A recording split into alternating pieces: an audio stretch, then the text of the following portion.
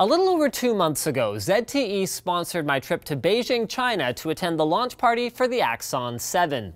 Some stuff about their new flagship impressed me, with the hands-on feel of the device and the jaw-dropping specs relative to the price being among them, but other things didn't. The speakers in my engineering sample couldn't go full volume without significant distortion, and the camera was a generation or two behind other top-tier flagships, making it tough to call it a legitimate flagship killer, regardless of the price. But since that time, the software has been tweaked, the hardware has even been tweaked, and perhaps, just perhaps, my own opinion has been tweaked. Let's see by just how much.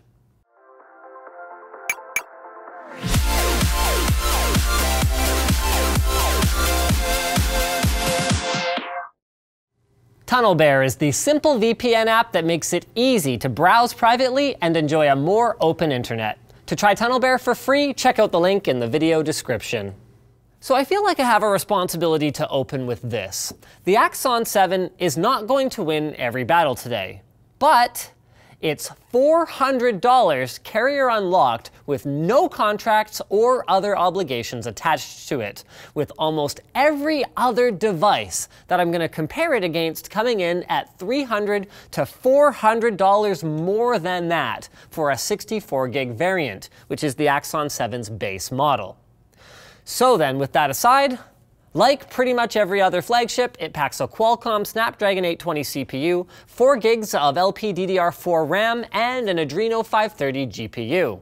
The 3250 mAh battery is decidedly average given its 5.5-inch screen size, but Quick Charge 3.0 over a Type-C USB port is very welcome, as is the satisfying tactile lock and volume rocker button arrangement, noise-canceling microphone, and an elongated SIM tray that can hold either a second SIM or a microSD card for additional storage. None of the obvious cost-cutting measures are here, really. The outer chassis is an all-aluminum affair that makes wireless charging impossible, but looks and feels good, albeit more slippery than I'd like, in the hand.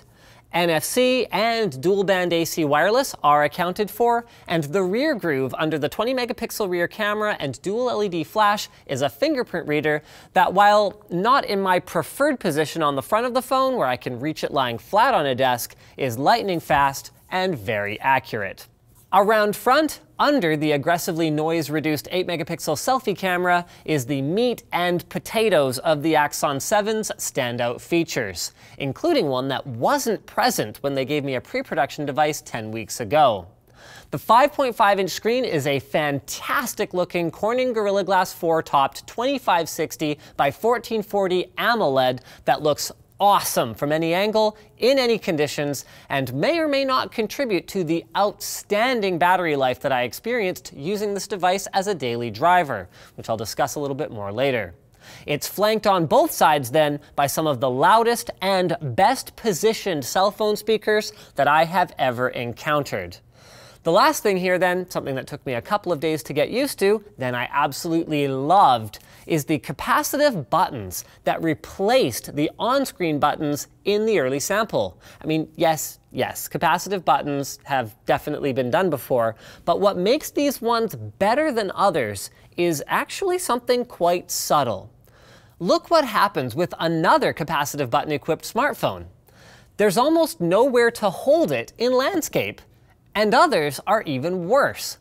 ZTE gets around this, maybe accidentally, because they were trying to shoehorn the buttons in the last month of product development, by fitting them into a slimmer than usual strip that makes the chin bar a perfect size for comfortable typing, in spite of that speaker placement, and by squeezing them in towards the middle of the phone, making accidental button presses much less likely while typing, and holding the phone in landscape mode. It's a minor tweak, but it makes a huge difference in the day-to-day use. Well done. On that note, it's been a long time since I've rocked a One M7 or a One M8, and it's easy to forget how much you miss nice, loud, front-facing speakers. Sitting on a desk next to me playing music, it actually doesn't make much of a difference. But when watching video, the Axon 7 holds its own against pretty much anything as a content consumption device. I'm a little disappointed that the last few volume levels are basically the same when listening to music due to some dynamic range reducing tricks that help with distortion, but at least they solved the distortion problem in some way.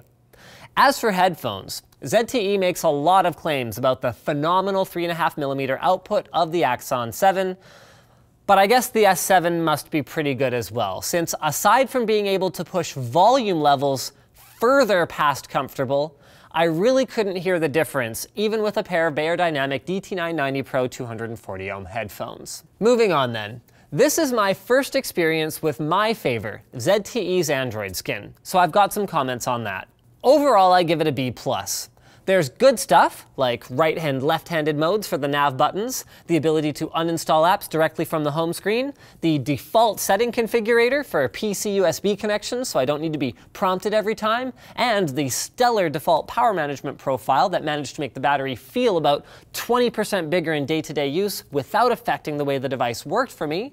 And then there's mediocre stuff, like the functional but slow auto call gesture and the clunky folder creation system for the home screen, followed by some stuff that I would like to see addressed. The stock launcher is limited to a 4x4 grid size on the home screen. Please let me put more stuff on here, thanks. The lock screen doesn't show notification details until you press a little bell way up in the top left corner, something that isn't more secure. I'm not hiding my notification details, it's just more inconvenient because it's another button to press. Notification scrolling in landscape is kind of derp sometimes. And then finally, there's no fast launch camera gesture or configurable shortcuts at all for that matter.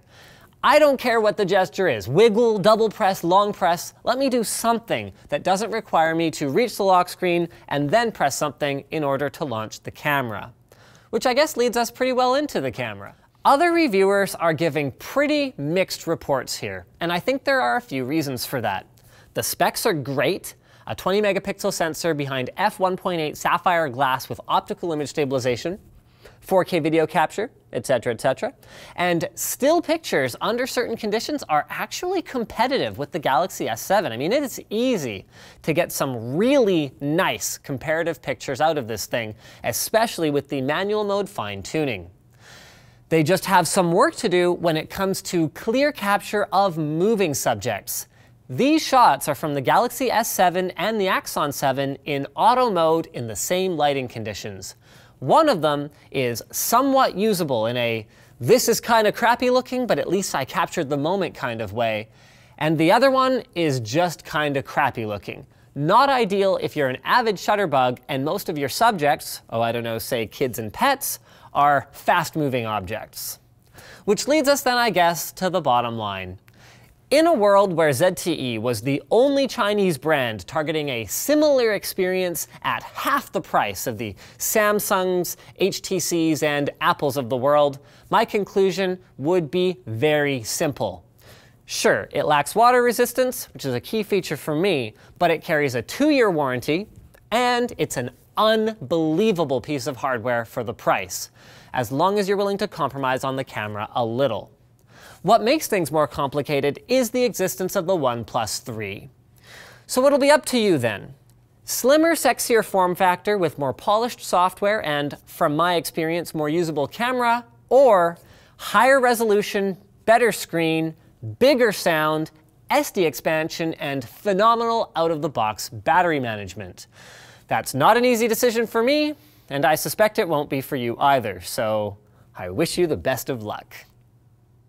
Gee, Linus, what was that great-looking vinyl skin you had on the Axon 7 and some of the B-roll?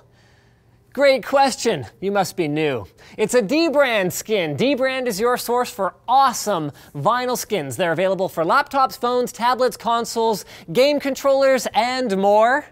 The and more is like not a lot more. That's like most of what they do. And they use high quality, authentic, true textured 3M vinyl on every product. They feature unrivaled precision, great guides for how to put them on, and most importantly, for people like me who have kind of a, style flair, you know? We like to play around with different color combinations and see how great or how horribly they go together. Best thing is the dbrand configurator. You head over to the site, that's dbrand.com, we've got it linked in the video description, and you just try out different skins and color combinations, you turn your device around, you look at what it's gonna look like, and boom, they ship worldwide, it's affordable, and once it's applied, it doesn't come off until you want it to, and when it does, it doesn't leave any residue, and it protects your phone from accidental dings and scratches while looking great. Or terrible, the choice is yours. So check them out at the link in the video description. So thanks for watching, guys. If this video sucked, you know what to do. But if it was awesome, get subscribed, hit that like button, or check out the link to where to buy the Axon 7 in the video description. Also linked in the description is our merch store, which has cool shirts like this one in our community forum, which you should totally join. Now that you're done doing all that stuff, you're probably wondering what to watch next, so click that little button in the top right corner to check out our latest video over on Channel Superfun.